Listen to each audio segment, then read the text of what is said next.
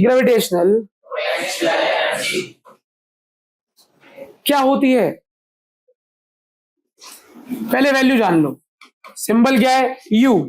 Formula G M M by R minus G M M by are.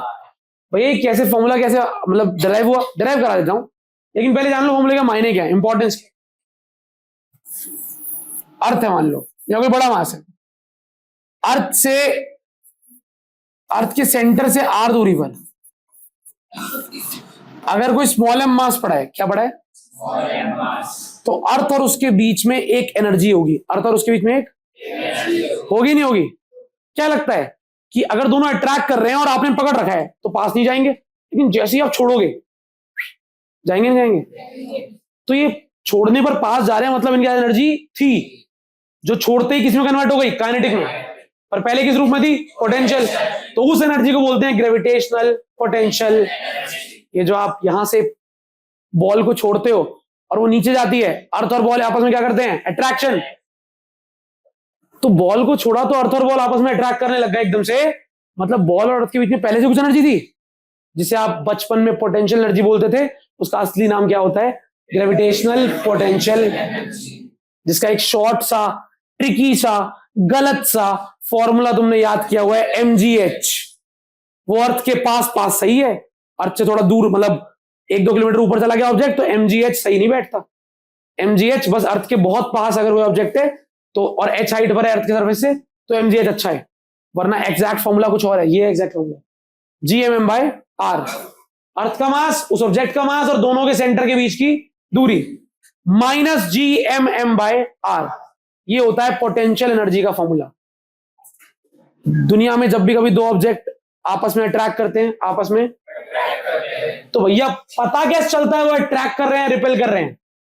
जिसकी energy negative होती है, बोलो, जिसकी एनर्जी नेगेटिव होती है वो सब अट्रैक्ट करते हैं। जिसकी एनर्जी पॉजिटिव होती है वो सब, energy negative is a symbol of attraction. Energy negative is a symbol of, यानी कि अभी आप अर्थ के पास खड़े हो, अभी आप अर्थ के रेडियस जितनी दूरी पर हो ना अर्थ के अंदर से, अर्थ के सेंटर और आपके बीच में कितनी डिस्टेंस है? अभी अर्थ के रेडियस इतना, अभी आप अर्थ के रेडियस से कुछ दूरी पे खड़े हो ना, तो आप में और अर्थ में भी क्या है? Gravitational potential energy. कितनी? जी, अर्थ का मास, मेरा मास अपॉन दोनों के बीच की दूरी, gmm बाय r, और प्लस में माइनस में, माइनस में। माइनस एनर्जी ये बताती है कि दोनों चीजें अट्रैक्ट कर रही है। दोबारा, माइनस, अगर एनर्जी प्लस में मतलब दोनों चीजें रिपेल कर रही है, मतलब दोनों चीजें। तो नेगेटिव एनर्जी क्या बता रही है? दोनों चीजें। मुश्किल आसान, करेंट रहे। देखो, मान लेते हैं अर्थ है या कोई मास है, ठीक है, ध्यान से, इससे x दूरी पर एक मास पड़ा है। क्या पड़ा है? एक छोटा मास। अब अभी x दूरी पर है और मैं इस मास को खिसका के कुछ dx दूरी आगे ले आता हूं यहां पे, तो ये dx दूरी लाने में मेरे को कुछ वर्क डन करना पड़ेगा ना? क्या करना पड़ेगा? जब आप एक मास यहां रखते हो और दूसरे मास को जाके इंफिनिटी पे रख देते हो, तो दोनों के बीच में अट्रैक्शन होगा? सोच लो, एक को यहां रखा, दूसरे को इंफिनिटी पे रखा, अट्रैक्शन होगा? क्यों नहीं होगा? भैया इसकी फील्ड इंफिनिटी तक जा ही नहीं रही है, फील्ड में होंगे तो अट्रैक्शन होगा ना। अच्छा ठीक है, अब अट्रैक्शन नहीं हो रहा, zero attraction, zero energy, zero potential energy. मैंने इस मास को उठाया और मैं इसकी फील्ड के अंदर आ गया। जैसे ही मैं फील्ड के अंदर आया, मुझे क्या फील होगा? यहाँ पे खिंचाव। पर मैंने कहा रुक, जाने नहीं दूंगा तेरे को, पकड़ रखा है मैंने इसे। अब क्या है, मैंने पकड़ रखा है, मेरी वर्क डन हो रहा है ना, जान लग रही है मेरी। अब मैं इसको खींच के रखूंगा और धीरे धीरे इसको x डिस्टेंस आगे ले गया, dx डिस्टेंस। मैं धीरे धीरे इसको dx डिस्टेंस आगे छोड़ता तो ये चिपक जाता जाके, मैं इसे धीरे धीरे कहां ले गया? x डिस्टेंस आगे। तो ये जो मैंने वर्क डन किया, ये जो मैंने इसे dx डिस्टेंस आगे ले जाने में, यही वर्क डन इसके और इसके बीच में पोटेंशियल एनर्जी बनकर स्टोर हो गया। ये जो मैंने इसको यहां से यहां ले जाने में वर्क डन किया ना, वही वर्क डन इसके और बड़े मास के बीच की पोटेंशियल एनर्जी बनकर, अगर भैया देखनी है वो एनर्जी तो छोड़ दो, भाग गया। भागने की एनर्जी चाहिए, कहां से आई? वो जो मैंने यहां से यहां लाने में वर्क डन किया था, वही वर्क डन इसके अंदर ग्रेविटेशनल पोटेंशियल एनर्जी बनकर स्टोर हो गया। अब मेरे छोड़ते ही वो ग्रेविटेशनल पोटेंशियल एनर्जी किसमें कन्वर्ट हो जाएगी? काइनेटिक। नहीं आया। तो अगर मैं आपसे पूछूं कि जैसी फील्ड के अंदर ये आया, तब मेरे को ज्यादा जान लगानी पड़ेगी इसे पकड़ने के लिए, या बाद में पहले ज्यादा जान लगानी पड़ेगी? फील्ड से बाहर है, इसकी फील्ड से बाहर है, यहां ज्यादा जान लगानी पड़ेगी? नहीं ना, नहीं ना, जान ही लगानी पड़ेगी, छोड़ दो, कहीं जा रहा। अंदर लाते ही इसको धीरे धीरे आगे लाने के लिए जान लगानी पड़ेगी ना, क्योंकि ये तो भाग के जाना चाहता है और मुझे यूनिफॉर्म स्पीड से लाना है। तो यहां से धीरे धीरे लाने में जो मैं वर्क डन कर रहा हूं, ये जो वर्क डन मैं कर रहा हूं, ये वर्क डन कहां स्टोर हो रहा है? इसकी या बीच की? जिंदगी भर याद रखना, दोनों के बीच पोटेंशियल एनर्जी एक ऑब्जेक्ट की नहीं होगी। आपको अब तक फुद्दू बना गया था एमजीएच बोल के, वहां पर भी एनर्जी मास और अर्थ के बीच की थी। पोटेंशियल एनर्जी दो ऑब्जेक्ट की, ग्रेविटेशनल पोटेंशियल एनर्जी दो ऑब्जेक्ट के बीच में होती है, समझ रहे हो? एक अर्थ और एक, नहीं आया समझ में? एक बड़ा मास, एक छोटा मास, या दोनों बराबर मास। पोटेंशियल एनर्जी हमेशा दो मासेस के बीच में होती है, पोटेंशियल एनर्जी हमेशा दो मासेस के बीच में होती है। अगर मैं एक भी मास गायब कर दूं, होगी एनर्जी? सोच बताओ। मैं जो बोल रहा हूं, मैं जो आपसे बोल रहा हूं, मैं जो ये बोल रहा हूं कि इसको छोड़ता ही ये भागेगा, अगर दूसरा मास गायब कर दूं तो ये भागेगा। तो ये जो पोटेंशियल काइनेटिक में कन्वर्ट हो रही है, ये पोटेंशियल तो काइनेटिक में कन्वर्ट होगी? होगी नहीं होगी? छोड़ते ही भागेगा नहीं ना, क्योंकि वो मास आपने हटा दिया। तो भैया हटाने से क्या हो गया? अरे इन दोनों के बीच की तो एनर्जी थी, तुमने एक को भी गायब कर दिया, एनर्जी भी नहीं आया। ये बात समझ में आती है? पोटेंशियल एनर्जी दो मासेस के बीच में होती है, और वो एनर्जी कहां से आती है? जितना वर्क डन आप इस मास को इंफिनिटी से, जितना वर्क डन आप इस मास को इंफिनिटी से यहां तक लाने में करते हो, यहां तक लाने में, उतना वर्क डन इन दोनों के बीच की क्या बन के रह जाता है? पोटेंशियल एनर्जी बन के रह जाता है। नहीं आया समझ में? अच्छा, मैं इस स्मॉल मास को इंफिनिटी से लेके आ रहा हूं, धीरे धीरे धीरे धीरे। इस वक्त मैं कितनी दूरी पे हूं? एक्स दूरी पे, और कहां तक पहुंचना है मुझे? आर दूरी तक। कहां तक? मैं यहां तक लाना चाहता हूं, यहां तक, कि मास यहां तक आ जाए, फिर बताऊंगा कितनी एनर्जी है। तो क्या आप मेरा प्रोसेस समझ गए हो? बताओ, प्रोसेस समझ गए? क्या करना है? एक एम मास को इंफिनिटी से कहां लेके आ रहा हूं मैं? आर तक। दोबारा देख लो भाई, एक एम मास को कहां ला रहे हैं हम? इंफिनिटी से आर तक। और बीच में कहां पर रोक दिया एक क्षण के लिए मैंने? एक्स। एक एम मास इंफिनिटी से चला और उसको मैं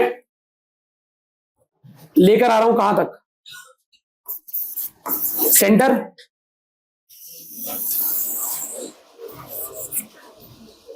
ये आर दूरी है, देख लो भैया, मुझे इस आर दूरी तक, सेंटर से आर दूरी तक यहां पर लाना है उस मास को, और मैं कहां से लेके चला हूं उसे? इंफिनिटी से। और अभी मैं कहां पर हूं? अभी मैं कहां पर हूं? सेंटर से कितनी दूरी पर? और यहां पर आने के बाद अब मैं थोड़ा सा और चलूंगा। लेट से मान लेते हैं कितना चलेंगे हम? dx। कितना? सही है। तो ऐसे dx चल चल के मैं यहां तक पहुंचूंगा, और ऐसे dx चलने में जितना वर्क डन करूंगा मैं, उतना ही वर्क डन इनके बीच में क्या बन के रह जाएगा? तो बस वर्क डन निकाल लेते हैं, पोटेंशियल एनर्जी अपने आप आ गई। वर्क डन निकाल लेते हैं, पोटेंशियल एनर्जी अपने आप आ गई। और वर्क डन का फॉर्मूला होता है F dot dx। F dot नहीं पता? अब बताना यार, अगर ये मास अभी x दूरी पर है, तो x दूरी पर इस पर कितना फोर्स लग रहा होगा? ये बड़ा मास इस पर कितना फोर्स लगा रहा होगा? इसका नाम है एट पॉइंट P है, ये पॉइंट P है। एट पॉइंट P छोटा फोर्स जो लग रहा होगा, कितना लग रहा होगा? या छोटा क्यों, पूरा ही लग रहा होगा force. F is equal to GMM by R square. अरे वाह, सेंटर से कितनी दूरी पर है अभी ये मास? पॉइंट P तक पहुंचे अभी हम, आर तक नहीं पहुंचे, पहुंचना है आर तक। कहां से आ रहे हैं? इंफिनिटी से। कहां तक जाना है? यहां से यहां तक आने में जितना वर्क डन मैं करूंगा उतना ही वर्क डन इसकी एनर्जी बनकर मुझे निकालनी है एनर्जी, तो मैं निकाल रहा हूं वर्क डन जितना एनर्जी उतनी, जितना वर्क डन उतनी एनर्जी। करिए कोशिश बताना भाई। फोर्स लग रहा है इतना, और आपने बोला भैया इस dx चलने में एक छुटका वर्क डन होगा जो कि होगा F डॉट, सही है? तो बताना यार, G M M by x square, ये आ गया डब्ल्यू। ये तुम सीख चुके होगे कि जब भी डब्ल्यू आता है तो इंटीग्रेट करते हैं, क्या करते हैं? ऐसे छोटे छोटे कितने dx चलने हैं मुझे? बहुत सारे। या इन्फिनिटी से यहां तक आने में कितने dx चलने पड़ेंगे? तो इंटीग्रेट कर दो, सारे छोटे छोटे वर्क डन जोड़ देते हैं, हमारा टोटल वर्क डन यहां से यहां तक आ जाएगा। कर दें इंटीग्रेट। अब इंटीग्रेट कर रहे हैं, अब बताना इस पूरे पार्ट में कौन इंटीग्रेट हो रहा है, एम जी या एक्स? एक्स, क्योंकि डीएक्स है यहां पे, तो जो इंटीग्रेट नहीं हो रहा वो बाहर आ जाएगा। बताना क्या आएगा? डी डब्ल्यू का इंटीग्रेशन डब्ल्यू होता है, बाद में लिख देंगे। G M M integration 1/x²। अब बताना जो x है, जो x है वो मैक्सिमम कितना था, और कम से कम कहां तक आना है, यानी मैं इंफिनिटी से कहां तक आ रहा हूं? तो क्या मैं लिख सकता हूं इंफिनिटी से? समझ में आया मैंने कैसे लिखा है? नहीं आया ना? इंफिनिटी से आर क्यों लिखा है मैंने? इंफिनिटी से आ रहे हैं और कहां पे जा रहे हैं, सही है? और स्टार्टिंग में वर्क डन कितना होगा? 0। इंफिनिटी में क्या वर्क डन होता है? 0। और फाइनली कितना करना पड़ेगा? कुछ W। तो डी डब्ल्यू का इंटीग्रेशन क्या होता है? लिमिट पुट करके ही आता है ना, equal to G M M, बाहर आ गया, हाँ ना बोलो भाई। 1/x² का होता है -1/x। 1/x² को लिख सकते हैं, अरे x की पावर -2 का इंटीग्रेशन लिख सकता हूं ना ऐसे। और इंटीग्रेशन का होता है पावर n, पावर 1 से बढ़ाओ। पता है x की पावर n+1/n+1? नहीं पता ना? x की पावर n+1/, तो अभी x की पावर क्या है? -2, तो -2 + 1/-2 + 1। नहीं आया? क्या किया है मैंने? x की पावर -2, 1/x² को लिख सकता हूं x की पावर -2। x की पावर -2 का इंटीग्रेशन हो गया x की पावर -2 + 1/-2 + नहीं आया? नहीं आया? x की पावर -2 + 1/, हो गया। तो x की पावर -2 + 1 कितना होता है? -1 ना, और -1 कितना होता है? इस -1 के माइनस को ऊपर ले आओ, -x की पावर -1। x की पावर -1 को क्या कर सकते हो? वही तो लिखा था, -1/x। क्या बोल रहा था मैं? तो बच्चे याद कर लेते हैं कि 1/x² का इंटीग्रेशन होता है। पेपर में तुमसे ये थोड़ा ना बोलेगा बताओ कैसे आया, अरे नहीं, तुम्हें पता है, निकाल रखा है, हर बार थोड़ा ना करके दिखाओगे। तो 1/x² का इंटीग्रेशन होता है -1/x। इसको अलग कर देते हैं भाई। तो इंटीग्रेशन करने के बाद क्या बन जाएगा? -1/, लिमिट पहले कौन पुट करते हैं, लोअर या अपर? बहुत बढ़िया जी। अच्छा, किसको लगता है भैया माइनस बाहर ले लो, माइनस बाहर ले लो, ले लिया माइनस बाहर। 1/r -1/, किसको पता है 1/∞ 0 होता है? किसको पता है 1/∞ 0 होता है? किसको नहीं पता? आज मैं बता रहा हूं, 1/∞ 0 होता है। 1/0 इंफिनिटी होता है, 1/∞ 0 होता है।